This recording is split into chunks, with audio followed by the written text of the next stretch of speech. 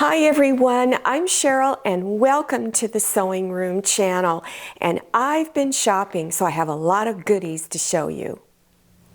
This item here is called pedal stay. So probably a lot of you have had problems with keeping your sewing machine pedal staying in the same place. It's probably traveled all around the room taking the scenic route. Well, I am working on a tile floor. I don't have carpet on my floor. So this one said that it would work on carpeted floor and tile floor. So I've used it, I've tested it out, and some of the issues that I've had is that I have a chair with that swivels and has all these little legs coming out with rollers on it. When I go to roll up close to my sewing machine, it hits this and I can't go far enough forward. So I turned it like this, and so I was able to get up real close. But this didn't stay. It moved around all over the place. On the back is this little piece here that kind of has friction on it, and it will help it to from moving. So because I had to flip it around the other way, I didn't have the pressure of my heel pushing on it. But even when I had this part towards my chair, it still slipped a little bit. I think this would work perfect on carpet, but I wasn't impressed with it working on tile floor. Now I'm not chasing it as much, but it still moves around. By the way, if you want that pedal stay piece, you can go to Amazon.com and get it, and other sewing machine supply websites. Now I went to Walmart and I was buying zippers. I was getting really low on the 9 up to 14-inch size, but they were also very low at the store. I didn't get all the colors that I wanted, but I was able to get some light colors and even this light purple right here. I was getting low on some of the sizes of elastic. So these are 3/4 inch, and so is this one, and this is 1 inch wide. Well, what's cool about this one is that it is metallic. So it's very decorative. So you could use it on the outside of a garment. And this is made by Dritz. And I purchased it at Walmart inside their store. Unfortunately, not all Walmarts carry sewing and craft items. This is really wide elastic. It is 4-inch wide, 4-inch wide elastic. And it's made by Lusata. And I bought this off of Amazon.com. Well, you're probably, well, what are you going to do with that really wide elastic? There's a tutorial that I have that's called a circle skirt. And I've made some. I've got several. And this is just a little bit wider. So what it is the elastic actually shows on the circle skirt. But you want something that looks nice, stays stable, doesn't roll and fold and move around. And so this is what I'm thinking about using it on. On my tutorial that I have out, this is 2-inch wide metallic elastic. And I believe, I can't remember where I purchased it, if it was at Joann's or on Amazon. And so I do, in my tutorial for the circle skirt, you will see this elastic. It looks very, very decorative. 3 or 4 years ago, I bought this kit. It had the tools and the plastic snaps. And look at all these different plastic snaps that came with it.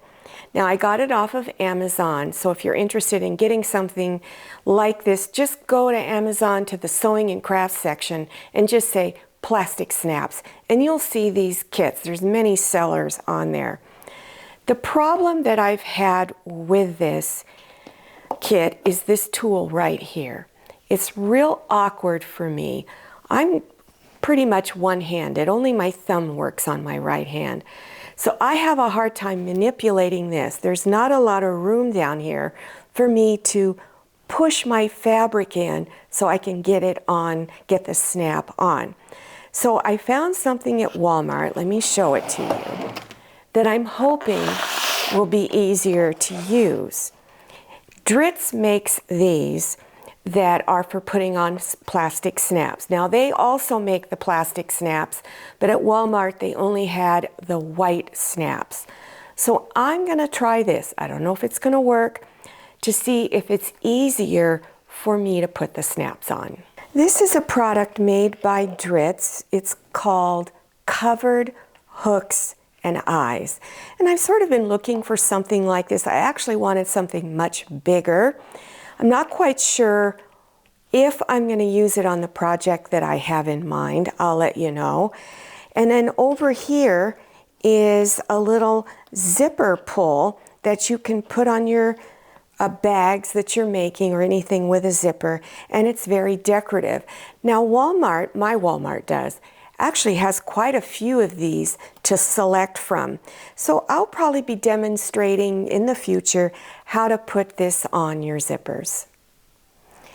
This is a wool pressing mat, and I got it off of Amazon.com. And I am not always happy with the way my fabric comes out when I'm pressing it. It sometimes stretches, so I have to be really, really careful not to stretch the fabric. So every one of my friends tells me you have to get one of these wool pressing mats. They are supposed to help the fabric from shifting and moving while you are pressing. So I'll test it out, I'll demonstrate it in a future video and let you know how I like it. This is an item I've been thinking about buying and I never seem to get around to it. I keep forgetting. And it is an applique pressing sheet. And these are really important to have if you do a lot of sewing machine applique projects. Because when you're doing applique, you're using a fusible web that's got glue all over it. And when you're ironing at your ironing board, you can sometimes get the glue on your ironing board and it really messes up the cover. So again, I will show you and demonstrate how to use this in a future tutorial. Walmart carries patterns that are made by Simplicity, and this is 8658. And it's a really nice blouse, and you have all of these different ways that you can make different blouses with different types of looks to it. So I am going to be using this. Now, if you want to make a blouse something like this, always go, especially if you're a beginner, go and look in your pattern books to where they have the patterns marked easy and look for something that is similar to this. Now I haven't bought my fabric yet, but you want to use shirting fabric. This was purchased from Walmart, this little bouquet of flowers. And I like to use a lot of artificial flowers around my house. I don't use live plants because I live in the desert. Everything's dry and everything dies here. So you do a lot of artificial stuff. So again, this was at Walmart. My husband came with me to Walmart, and when we were getting ready to leave, he says, "Hey, look, I want to take you to an aisle I always check out because I'm always looking for toys for our grandson." He said, "I saw some things I think you might be interested in." And so these were left over from the Christmas season. They got little red berries and pine cones, and they were 25 cents each. What a bargain. Well, I hope you enjoyed my little shopping experience. If you're interested in beginners sewing projects, you want to go down below your YouTube screen in the description section. Click on either Show More or the down arrow. It will expand open and you'll see all kinds of links down there. You'll see links to beginner sewing projects. I also want to recommend that you click on the link that has my sewing tips of the week. I'm getting close to 100 of them. They're very, very informative. They give you tips on a variety of sewing projects. Also, don't forget to follow me on Instagram and check out my Facebook page. Thank you so much for watching. I'll see you next time, and happy sewing. If you like the Sewing Room channel, one of the best ways to show your support is to subscribe by clicking on that red subscribe button and give this video a thumbs up. And don't forget to click on share to share this video with your friends. And make sure you click on the bell so you receive notifications for all my new videos. I'm Cheryl. This is Manny. See you next time.